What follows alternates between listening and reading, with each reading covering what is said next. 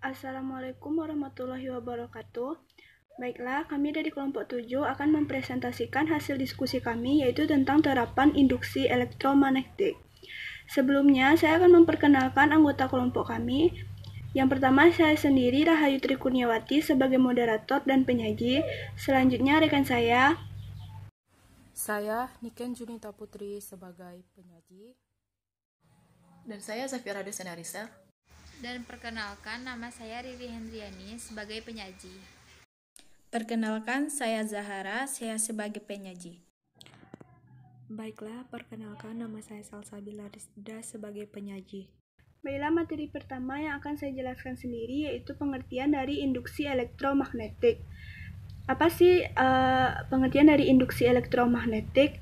Induksi elektromagnetik adalah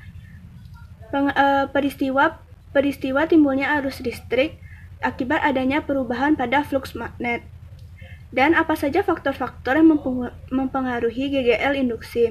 Faktor-faktor yang mempengaruhi GGL induksi ada 3, yaitu banyaknya lilitan pada kumparan, yang kedua kecepatan keluar masuk magnet dari dan keluar kumparan, yang ketiga kuat magnet yang digunakan.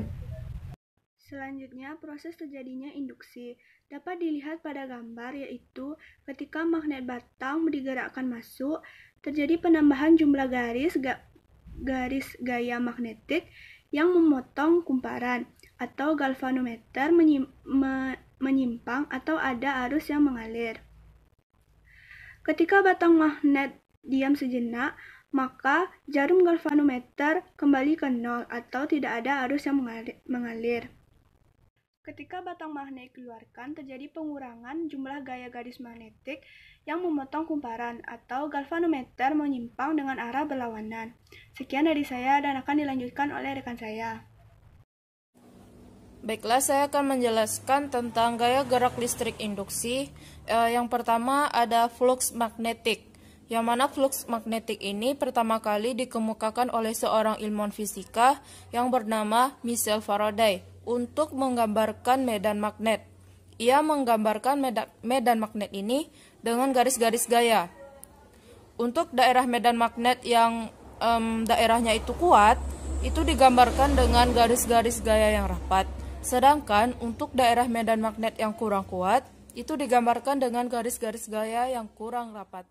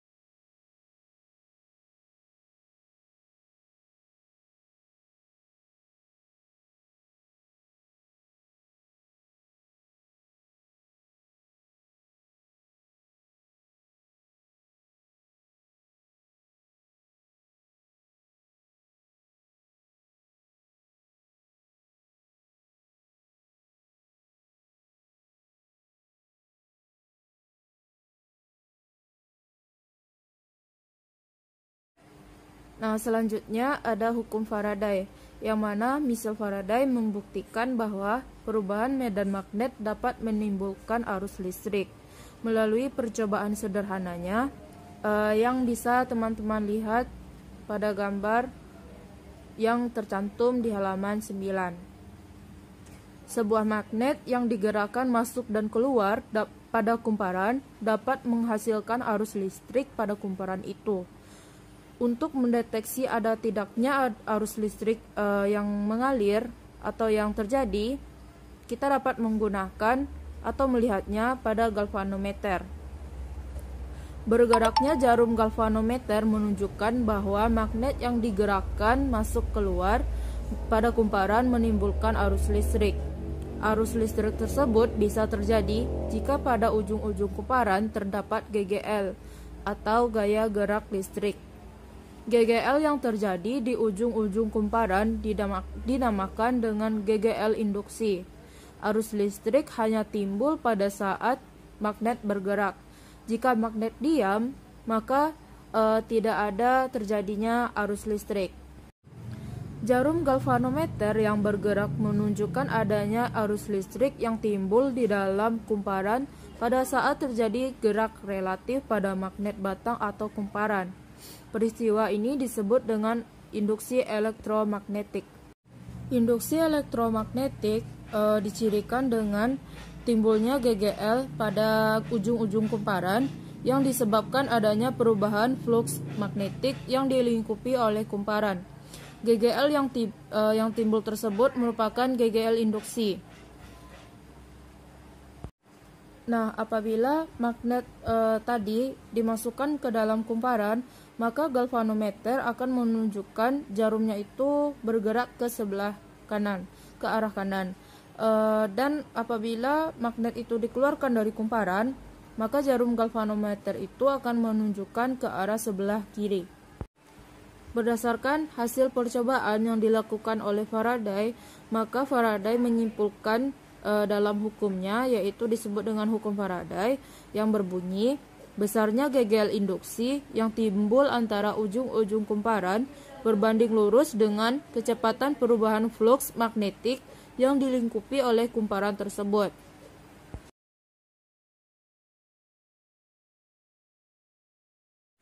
Selanjutnya ada hukum Lenz. Hukum Lenz ditemukan oleh seorang ilmuwan fisika yang bernama Friedrich Lenz pada tahun 1834. Hukum Lenz merupakan hukum fisika yang memberikan pernyataan tentang GGL induksi. Hukum ini menjelaskan arah arus induksi akibat adanya GGL induksi tersebut. Bunyi dari hukum Lenz yaitu, jika GGL induksi timbul pada suatu rangkaian, maka arah arus induksi yang dihasilkan sedemikian rupa sehingga menimbulkan medan magnetik induksi yang menentang perubahan medan magnetik. Arus induksi berusaha mempertahankan fluks magnetik totalnya konstan. Ketika kedudukan magnet dan kumparan diam, maka tidak ada perubahan fluks magnet dalam kumparan. Tetapi, ketika kutub utara magnet digerakkan mendekati kumparan, maka timbul perubahan fluks magnetik yang semakin membesar. Akibatnya, timbul fluks magnetik yang menentang pertambahan fluks magnetik awal. Oleh sebab itu, arah fluks induksi harus berlawanan dengan fluks magnetik, sehingga fluks total yang dilingkupi oleh kumparan itu selalu konstan. Selanjutnya ada rumus hukum Lenz, yaitu epsilon sama dengan B dikali I dikali V. Untuk materi selanjutnya yaitu faktor penyebab timbulnya gaya gerak listrik induksi. Nah, faktor utama timbulnya GGL induksi ini yaitu karena adanya perubahan fluks magnetik yang dilingkupi oleh suatu loop kawat. Dengan demikian, ada 3 faktor penyebab utama timbulnya GGL pada suatu kumparan. Faktor pertama yaitu akibat perluasan kumparan di dalam medan elektromagnetik. Faktor yang pertama ini bisa dilihat gambar daripada PPT, di mana B dan B itu terlihat tegak lurus terhadap sebuah permukaan yang dibatasi oleh sebuah konduktor berbentuk U. Sebuah konduktor lain yang dapat bergerak dengan kecepatan V dipasang pada konduktor U tersebut, di mana waktu atau delta T konduktor yang bergerak yang untuk menempuh jaraknya, di mana delta X sama dengan V dikali delta T, sehingga luas bidang kumparan bertambah. Nah, untuk pertambahan luas bidang kumparan ini sebesar delta A sama dengan L dikali delta X atau L dikali V dikali delta T, di mana delta A di sini sebagai luas bidang kumparan, L sebagai pertambahan panjang, delta X sebagai jarak, dan delta T sebagai waktu. Untuk faktor yang kedua yaitu akibat perubahan orientasi sudut kumparan delta terhadap medan elektromagnetik. Nah, perubahan sudut antara induksi magnetik B dan arah bidang normal dapat menyebabkan timbulnya GGL induksi. Nah, untuk faktor yang ketiga yaitu gaya gerak listrik induksi akibat perubahan induksi magnetik. Perubahan induksi magnetik ternyata juga dapat menimbulkan GGL induksi pada luasan bidang kumparan yang konstan. Baiklah, materi selanjutnya yaitu induktansi. Induktansi merupakan sifat sebuah rangkaian listrik atau komponen yang menyebabkan timbulnya GGL di dalam rangkaian sebagai akibat perubahan arus yang melewati rangkaian atau akibat perubahan arus yang melewati rangkaian tetangga yang dihubungkan secara magnetis. Yang pertama yaitu induktansi diri atau GGL. Induksi pada kumparan. Itu induktansi terjadi akan menghasilkan arus yang menentang setiap perubahan flux magnetik. Yang kedua, tegangan EMF. Apabila arus perubahan melewati suatu kumparan atau solenoida, terjadi perubahan flux magnetik di dalam kumparan yang akan menginduksi GGL pada arah yang berlawanan. GGL terinduksi ini berlawanan arah dengan perubahan flux. Dengan satu merupakan arus sesaat dan tanda negatif menunjukkan bahwa GGL yang dihasilkan berlawanan dengan perubahan arus. Yang ketiga, induktansi bersama. Apabila kumparan saling berdekatan seperti gambar 4, maka arus tetap satu dalam kumparan yang akan menghasilkan sebuah flux magnetik yang mengitari kumparan akan menginduksi GGL tersebut. Menurut hukum Faraday, besar GGL yang induksi ke kumparan tersebut berbanding lurus dengan laju perubahan flux yang melewatinya. Karena flux berbanding lurus dengan kumparan satu, maka GGL harus sebanding dengan laju perubahan arus pada kumparan satu. Pada induktansi yang berbeda, jika perubahan kumparan 2 menginduksi GGL pada kumparan 1, maka konstan perbandingan akan bernilai sama. Selanjutnya yaitu energi yang tersimpan pada kumparan. Telah dijelaskan bahwa dalam kumparan yang dialiri arus listrik akan menyebabkan timbulnya medan magnet di dalam kumparan itu. Apabila arus yang mengalir diputus tiba-tiba, maka dengan adanya perubahan flux magnetik menyebabkan timbulnya GGL induksi diri yang menimbulkan arus induksi diri pada kumparan yang berarti dalam kumparan tersebut tersimpan energi. Energi yang tersimpan dalam kumparan dalam bentuk medan magnet. Besarnya energi yang tersimpan dalam kumparan dan besarnya usaha total yang dikeluarkan oleh suatu sumber tegangan atau GGL induksi diri dapat dinyatakan dalam rumus, yaitu W sama dengan epsilon dikali I dikali T. Dengan W adalah energi atau usaha, epsilon adalah GGL induksi diri, I adalah kuat arus listrik, T adalah waktu. Selanjutnya yaitu penerapan induksi elektromagnetik. Yang pertama yaitu pada generator. Generator dapat dibedakan menjadi dua, yaitu generator arus searah atau DC dan generator arus bolak-balik atau AC. Baik generator AC dan generator DC memutar kumparan di dalam medan magnet tetap. Generator AC sering juga disebut dengan alternator. Arus listrik yang dihasilkan berupa arus bolak-balik. Ciri generator AC menggunakan cincin ganda. Sedangkan generator arus DC, arus yang dihasilkan berupa arus searah. Ciri generator DC menggunakan cincin belah atau komutator. Jadi, generator AC dapat diubah menjadi generator DC dengan cara mengganti cincin ganda dengan sebuah komutator.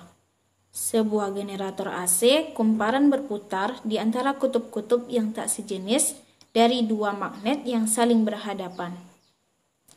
Kedua kutub magnet akan menimbulkan medan magnet. Kedua ujung kumparan dihubungkan dengan sikat karbon yang terdapat pada setiap cincin. Kumparan merupakan bagian generator yang berputar atau bergerak, yang disebut dengan rotor. Magnet tetap merupakan bagian generator yang tidak bergerak, yang disebut dengan stator. Generator bekerja ketika kumparan sejajar dengan arah medan magnet atau membentuk sudut 0 derajat. Belum terjadi arus listrik dan serta belum terjadi GGL induksi. yaitu dapat dilihat seperti pada gambar.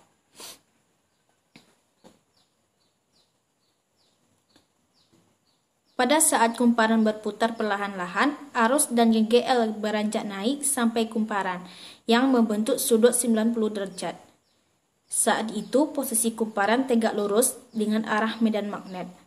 Pada kedudukan ini, kuat arus dan GGL induksi menunjukkan nilai maksimum.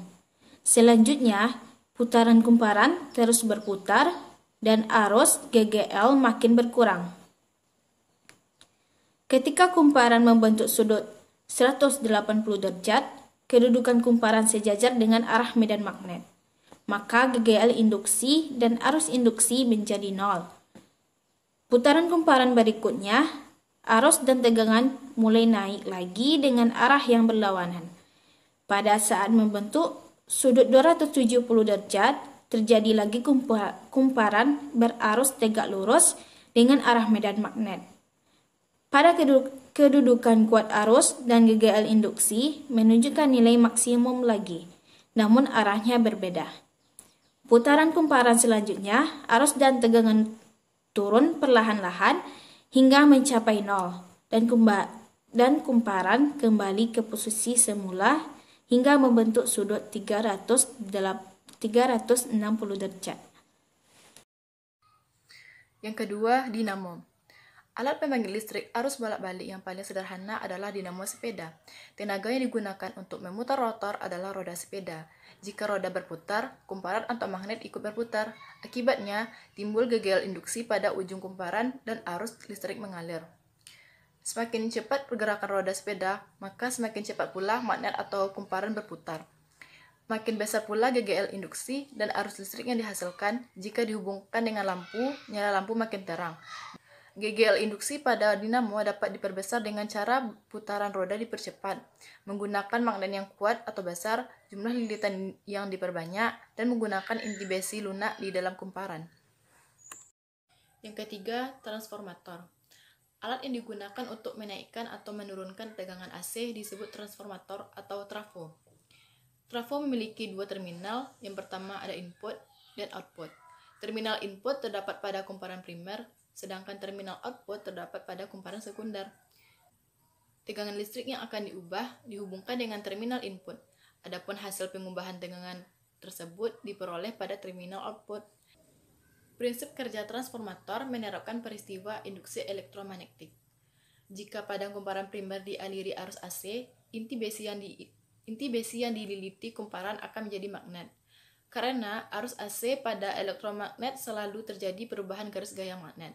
Perubahan garis gaya tersebut akan bergeser ke kumparan sekunder. Dengan demikian, pada kumparan sekunder juga terjadi perubahan garis gaya magnet. Hal itulah yang menimbulkan GGL induksi pada kumparan sekunder. Sekian penjelasan dari saya kembalikan pada moderator. Sekian hasil presentasi dari kelompok kami. Jika ada kata-kata yang salah, mohon dimaafkan. Wabillahi taufiq walhidayah. Assalamualaikum warahmatullahi wabarakatuh.